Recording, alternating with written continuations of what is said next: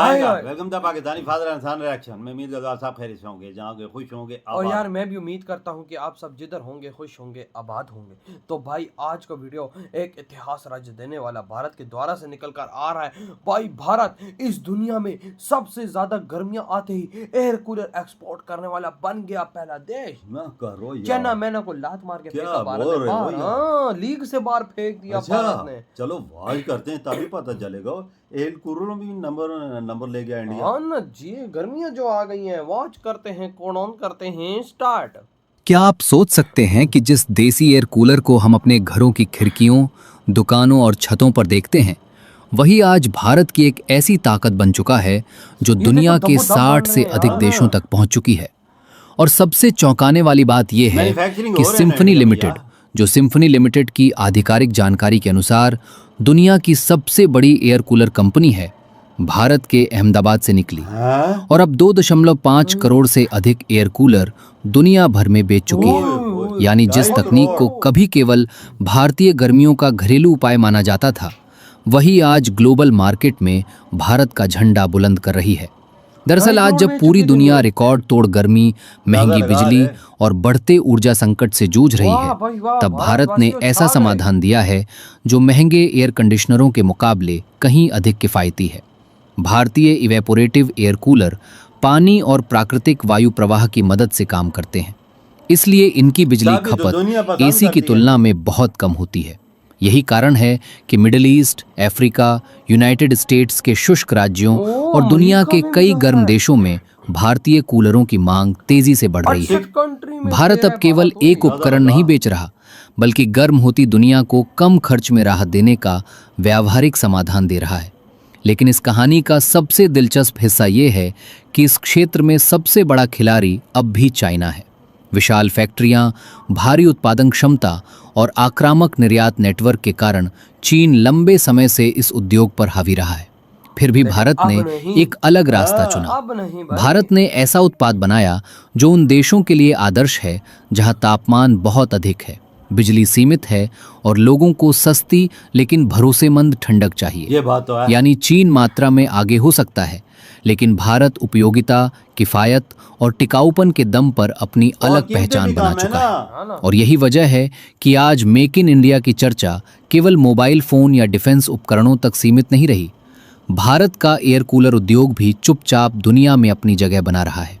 Symphony limited खुद को 60 से अधिक देशों में सक्रिय है और रेजिडेंशियल, कमर्शियल तथा इंडस्ट्रियल कूलिंग सॉल्यूशंस उपलब्ध कराती है। ऐसे समय में जब जलवायु परिवर्तन के कारण गर्मी लगातार बढ़ रही है, भारत की ये ताकत आने वाले वर्षों में और भी महत्वपूर्ण होने वाली है। हो सकता है दुनिया की सबसे बड़ी फैक्ट्री चीन हो, लेकिन कम बिजली में दुनिया को ठंडक देने का सबसे व्यावहारिक मॉडल भारत ने तैयार किया है। भारत की सबसे बड़ी ताकत यह है कि उसने दुनिया को महंगे एयर कंडीशनर का बेहद किफायती विकल्प दिया है। जहां एक सामान्य एयर कंडीशनर लगभग 1000 से 2500 वॉट या उससे अधिक बिजली की खपत कर सकता है, वहीं एक एयर कूलर अक्सर केवल 80 से 300 वॉट के बीच चलता है। यही कारण है कि जिन देशों में बिजली महंगी है, बिजली कटौती आम है या आम लोगों की इनकम सीमित है, वहां भारतीय एयर कूलर बहुत तेजी से लोकप्रिय हो रहे हैं। सरल शब्दों में कहें तो भारत ने ऐसा उत्पाद बनाया है जो केवल ठंडक नहीं देता, बल्कि बिजली का बिल भी नियंत्रित रखता है। और आज के ऊर्जा संकट वाले दौर में यही भारत की सबसे बड़ी प्रतिस्पर्धी ताकत है। इस उद्योग में भारत का सबसे बड़ा नाम है सिम्फनी लिमिटेड, जिसकी शुरुआत गुजरात के अहमदाबाद से हुई थी। कंपनी अपनी आधिकारिक जानकारी में स्वयं को दुनिया की सबसे बड़ी एयर कूलर कंपनी बताती है। सिम्फनी के अनुसार उसके 2.5 करोड़ से अधिक एयर कूलर दुनिया भर में बिक चुके हैं। कंपनी 60 से अधिक देशों में मौजूद है और उसने 55 से अधिक पेटेंट तथा सैकड़ों ट्रेडमार्क विकसित किए हैं। यानी ये केवल एक भारतीय ब्रांड नहीं, बल्कि एक ऐसी वैश्विक कंपनी है जिसने मेड इन इंडिया को दुनिया के घरों, दुकानों, कारखानों और गोदामों तक पहुंचा दिया है। लेकिन इस बाजार में मुकाबला आसान नहीं है। चीन अभी भी दुनिया की सबसे बड़ी मैन्युफैक्चरिंग ताकत है। मीडिया ग्रुप, हायर और ग्री इलेक्ट्रिक अप्लायंसेस जैसी कंपनियां विशाल पैमाने पर उत्पादन करती हैं।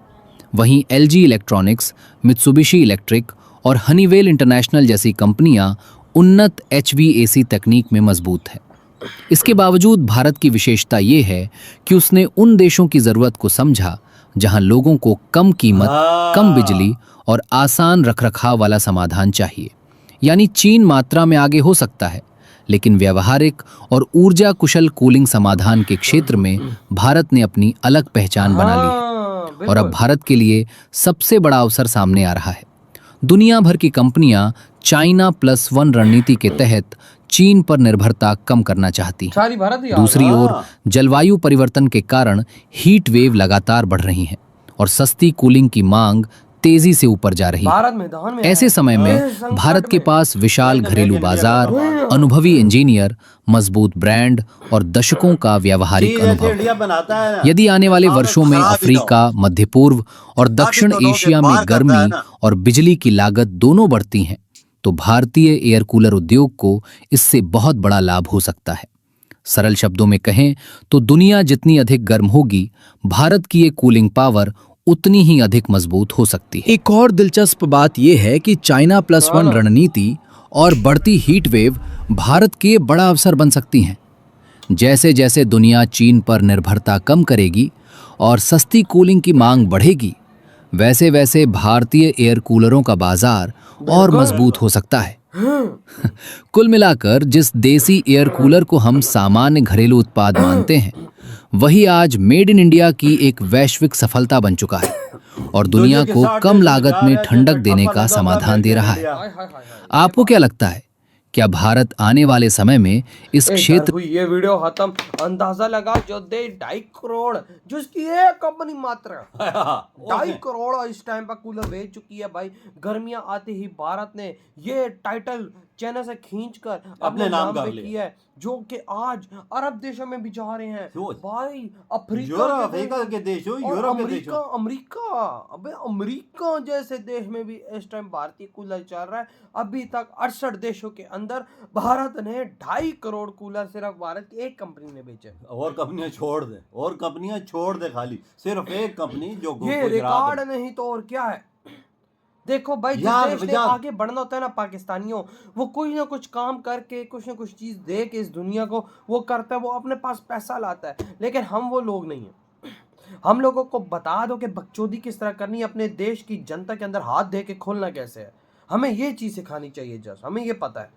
लेकिन हमें ये नहीं पता कि भाई इस देश के लिए वर्क करके इस दुनिया के अंदर हमने भाई एक नाम बनाना है, एक्सपोर्ट्स बढ़ाएं ताकि जनता पे टैक्स कम हो, ताकि कर्जा हम उतार सकें, हमें प्रॉफिट्स हो। ये काम नहीं करना। पता नहीं इस देश के कौन से ऐसे गधे इकोनॉमिक्स हैं जो बैठ के ये फैसले करते हैं और हमारे पीएम्स को मशवरा देते हैं, हमारे और पॉलिटिशियंस को मशवरा। मुझे तो ये समझिए कौन है। अबे भाई साहब, वो तो 10वीं फेल मुझे लगते हैं।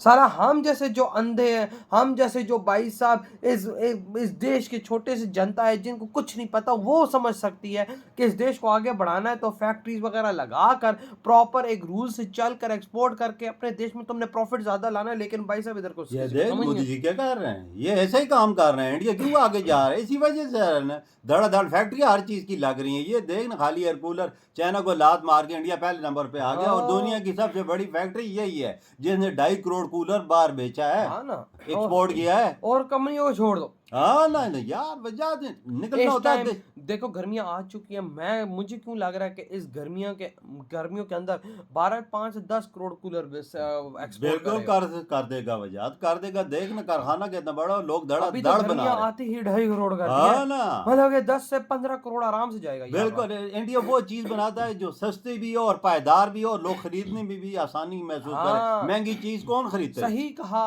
तो भाई आपके क्या थाट है, इधर ही बड़ा तुम करते तो भाई।